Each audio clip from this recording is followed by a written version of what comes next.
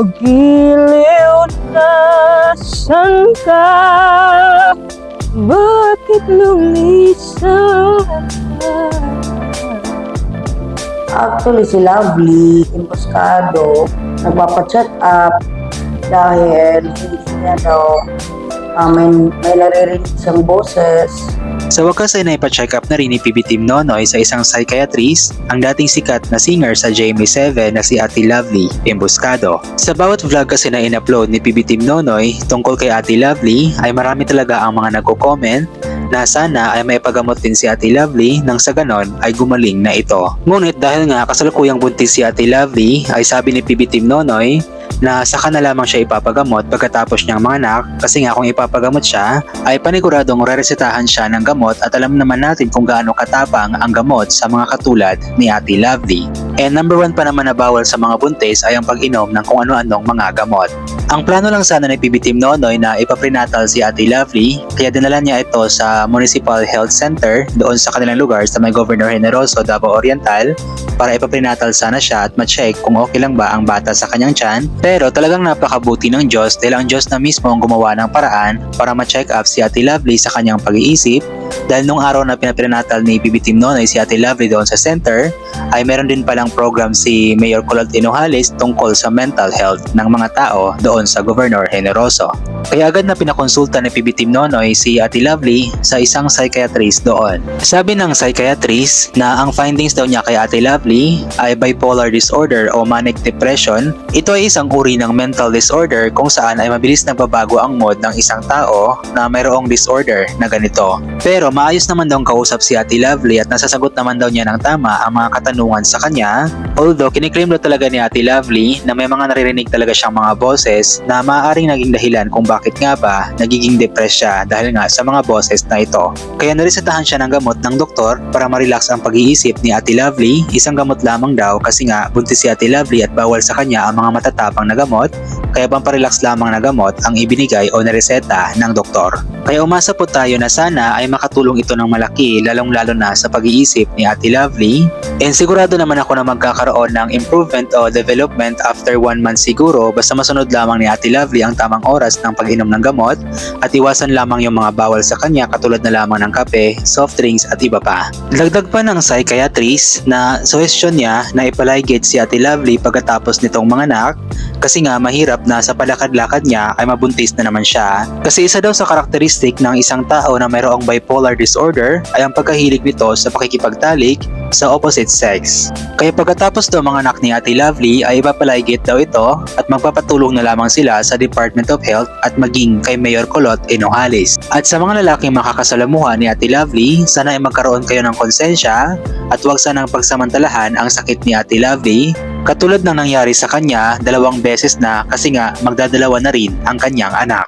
Imbis na pagsamantalahan ay tulungan na lamang katulad ng pagbibigay ng pagkain, hindi yung gagamitin lamang si Ate Lovely para sa sariling kaligayahan. Tungkol naman sa prenatal ni Ate Lovely ay okay naman daw yung kanyang blood pressure, yung heartbeat ng bata ay normal lang, yung ayos ng bata at laki ng bata ay normal lang din. Pero payo lamang ng doktor kay Ate Lovely na dapat ay regular itong pumupunta sa kanilang health center doon sa may barangay Magdug. Kasalukuyan ay 6 months na ang siya ni Ate Lovely at kapag 7 months na daw ito, dapat ay every 2 weeks daw pumupunta si Ate Lovely sa health center at kapag 8 to 9 months naman ay palagi daw dapat pumupunta si Ate Lovely weekly doon sa health center. Ito ay para ma-monitor ang kanyang blood pressure, ang heartbeat ng bata, ang laki at ang ayos ng bata at dagdag pa na payo ng doktor na iwasan ni Ate Lovely ang kumain ng kung ano-ano lalong-lalo na ng mga maaalat na pagkain. Huwag din daw siyang palakad-lakad lalong-lalo na sa malayo, siguro kung malapit lang ay okay lang para exercise na din para hindi siya mahirapan sa pagpapanganak, pero dapat ay huwag siyang palakad-lakad kung maulan at maging kung mainit ang panahon. Sana ipag-pray na lamang po natin guys si Ate Lovely na sana ay magiging maayos ang pagpapanganak niya at sana rin ay unti-unti na siyang gagaling sa kanyang sakit na bipolar disorder o manic depression. Muli ding nagsample si Ate Lovely ng pagkanta at hindi talaga may pagkakaila na napakagaling talaga niyang singer. Kailan ko ikaw dito sa piling ko, kailangan ko madama ang pag-ibig mo. sa bawat oras na di ka ikita.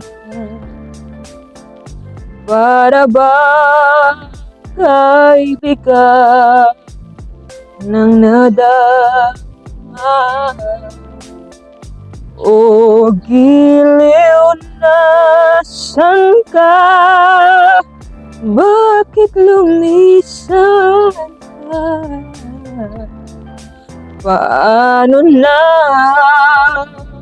puso ko nag-isa? Para mapanood ang buong pagkanta ni Ate Lovely Emboscado ay pumunta lamang po sa YouTube channel ni PB Team Nonoy. At bago lang po tayo magpapatuloy ay wag po sana nating kalimutang suportahan palagi ang mga videos na ina-upload ng Pugong Biyahero Team, especially ni Sir Pugong Biyahero, PB Team Nonoy, PB Team Peter Paul, Mang Eli, Peking Pumbay, Madam Yola, at sa lahat ng PB Teams Luzon, Visayas at Mindanao. Huwag po natin skip yung mga ads na lumalabas para may chance na mas malaki yung papasok na revenue na maaari nilang maitulong sa mga taong nangangailangan, lalong-lalo na sa mga kababayan nating mga katutubo. At pakishare na din po sana ng mga videos na ina-upload ng lahat ng PB Teams Luzon, Visayas at Mindanao para mas marami pang makakapanood ng mga charity vlogs na kanilang ginagawa.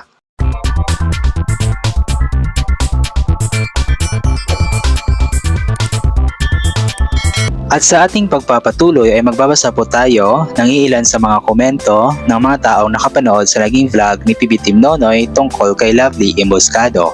Unahin po natin itong komento mula kay Jovi Garganta Bigot. Salamat PB Team Nonoy, ingat palagi, salamat at naipa-check up na si Lovely sa nagumaling na siya. Sa kanyang karamdaman Nonoy, go lang sa pagtulong sa ating mga kababayan. Salamat kay Mayor sa binigay niya na pabahay kay Lovely at sa mga sponsor, God bless po. Mula naman kay Emelia Costa, God bless sa'yo Noy, natulungan mo siya, sana huwag magparami ng anak. Tama na po yan, pagsabihan mo Noy, buti nanay pa siya, may katuwang siya sa buhay, God bless. Galing naman kay Raul Mendoza, salamat PB Team Nonoy, deserve ni Lovely na matulungan niyo siya at mabigyan ng pabahay at mapagamot. Pagpalain po kayo ng Panginoon at sa mga tumutulong, lalo na po sa iyo Mayor po dyan sa lugar ninyo. Ayon naman kay Ninita at Yensa, maraming salamat po sa inyong tulong kay Lovely. Salamat po Mayor at sa iyong pagtulong PB Team Nonoy. Salamat at matagpuan mo si Lovely. Salamat Noy at salamat sa may-ari ng sasakyan. Sabi naman ni Emmy Bunga, pray lang po Ate Lovely, kaya mo yan, God is good all the time, magtiwala ka lang sa Kanya. Thank you PB Team Sir Nonoy, hope marami pang tumulong, ingat po kayo lagi, God bless. At hanggang dito na lamang po itong gagawin ko na reaction video. Pasensya na po kung meron man po akong mga maling nabasa dahil nga po medyo lumalabo na po ang aking mata. So mag-iingat po tayong lahat palagi. God bless po and bye for now po.